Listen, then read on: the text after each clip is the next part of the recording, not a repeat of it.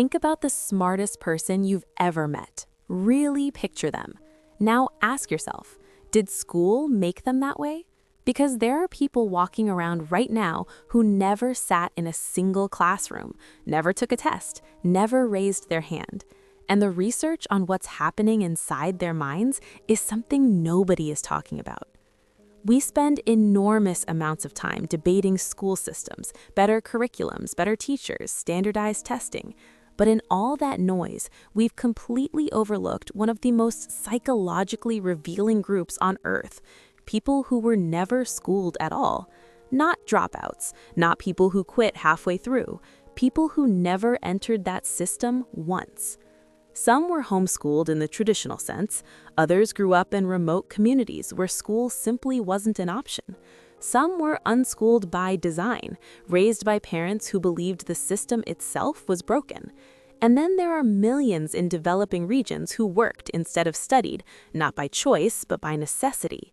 What they all share is a psychology that formal education never touched. And what researchers have found when they study these minds is genuinely fascinating and more than a little uncomfortable for the rest of us to hear. Here's the first thing to understand. The human brain does not require school to learn. It requires problems. Picture a 12-year-old in rural Kenya who has never attended a single class. Every morning, she manages the family's small plot of land. She calculates how much seed is needed for a given area of soil. She tracks seasonal rainfall patterns. She negotiates prices at the local market. By the time she's 15, she can estimate yield, manage inventory, and spot a bad deal faster than most business graduates. Cognitive scientists call this informal learning, knowledge acquired through direct engagement with real-world problems rather than structured instruction. And a landmark study published in the journal Cognitive Development found that children who learn through real-world practice develop what researchers call functional numeracy at rates comparable to formally schooled peers, sometimes faster. The difference is that their math lives in the world, not on a page. Their brains are wiring themselves differently. Where a schooled child might store knowledge in abstract categories, this is algebra, this is geography, the unschooled mind integrates knowledge into experience. It doesn't compartmentalize, it connects. But here's where it gets psychologically complicated, because that same integration that makes unschooled people so capable in certain environments, it also creates some real vulnerabilities, and those vulnerabilities explain something most people find confusing about this group. Stay with me.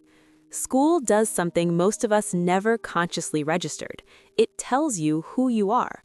Every grade, every report card, every test score is a form of identity feedback. You are a B student, you're good at science, you struggle with writing. Over 12 years, that feedback accumulates into a self-concept, a story you carry about your own capabilities. Psychologists call this academic self-schema, and for most people, it becomes the foundation of how they measure themselves for the rest of their lives. People who never went to school never received that feedback, which sounds liberating, and sometimes it is. But it also means they had to construct their self-concept entirely from lived results. Did the crop grow or not? Did the sale go through or not? Did the machine get fixed or not? Their identity is built on outcomes, not grades. Research from the University of London tracking unschooled adults found they reported significantly higher levels of what psychologists call internal locus of control, the belief that outcomes are within your own hands. They didn't wait to be told they were capable. They either were or they weren't, and the world told them immediately. That's a powerful psychological foundation, but it also means that when they enter formal environments, an office, a bureaucratic system, a credentialed world, they can feel invisible because the system isn't measuring what they're actually measuring in themselves. And this is the part nobody tells you about. There's a specific kind of anxiety that unschooled people experience when they encounter systems built around credentials. It isn't imposter syndrome exactly, because imposter syndrome assumes you feel like a fraud despite having the certificate. This is something different. It's the experience of being genuinely capable and genuinely invisible at the same time. A 2019 study in the Journal of Unschooling and Alternative Learning followed adults who had never attended formal school into the workforce. The most consistent finding wasn't a lack of skill, it was a difficulty translating their competence into language the credentialed world could recognize. They couldn't point to a degree, they couldn't name a school, so the burden of proof fell entirely on them every single time. Over time, many developed a pattern researchers describe as compensatory overperformance, working twice as hard, proving twice as much, because they knew that without the certificate, trust had to be earned every single time from scratch. That's exhausting in a way that's difficult to explain to someone who's never lived it. But here's what the long-term data shows, and this is the part that genuinely surprised researchers. When researchers tracked unschooled individuals over decades, not just into early adulthood, but into their 30s, 40s, and beyond, a clear pattern emerged that most education scholars didn't expect. They caught up, and then, in several measurable areas, they pulled ahead.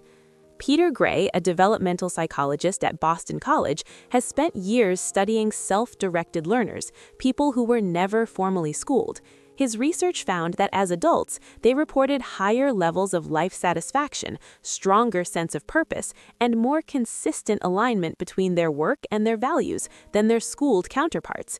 Not because school is bad, but because people who were never told what to learn had to discover what actually mattered to them through direct experience. They didn't pick careers based on what sounded stable or what a guidance counselor suggested. They built lives around what they'd proven they could actually do. And there's a psychological solidity in that, a kind of self-knowledge that's harder to fake, harder to take away. Their relationship with failure is also different. For schooled people, failure often carries the shadow of a grade, a permanent mark. For people who learned through living, failure is just data. You try again, you adjust. There was no record of your mistakes, just the results. There's one more dimension worth talking about because it's the most misunderstood criticism leveled at people who never went to school, the social piece. People assume that without school, you missed out on how to function socially, but the research paints a more complicated picture. School socializes you within a very specific artificial environment. Same age, same building, same authority structure, bells telling you to stop talking. That's not how the world actually works. Unschooled people typically developed social skills across mixed ages, across real contexts, markets, farms, community spaces, family networks. They learned to communicate with adults as equals from a young age because they had to. They negotiated, collaborated, and built relationships with people who were not their peers in the institutional sense. What they sometimes struggle with is the performance of social belonging, small talk, office politics, the unwritten rules of institutional environments, because those rules are learned in institutions, and they were never there. Here's what the psychology of unschooled people ultimately reveals, not about them, but about the rest of us. We have built a world that measures human intelligence and worth almost entirely through a single system, and that system, for all its genuine value, has a blind spot. It can't see what it didn't create, it can't measure what it didn't teach, and so entire categories of human capability go unrecognized, invisible. The person who built their own house, the trader who can read a market with no formal education in economics, the mother who raised 4 children across 2 languages with no parenting degree and no certificate of completion. The credential doesn't see them, but the results do. People who never went to school didn't just learn differently. They learned what the world actually required of them directly, without a buffer, without a grade. And the minds that were shaped by that process are among the most quietly remarkable we've never bothered to study properly. The school of real life never closes. It just doesn't give you anything to hang on the wall. If this made you think differently about intelligence and how we measure it, subscribe. We go deep on the psychology most people walk right past. And if you want to support these videos, hit the join button to become a channel member. It genuinely helps keep this going.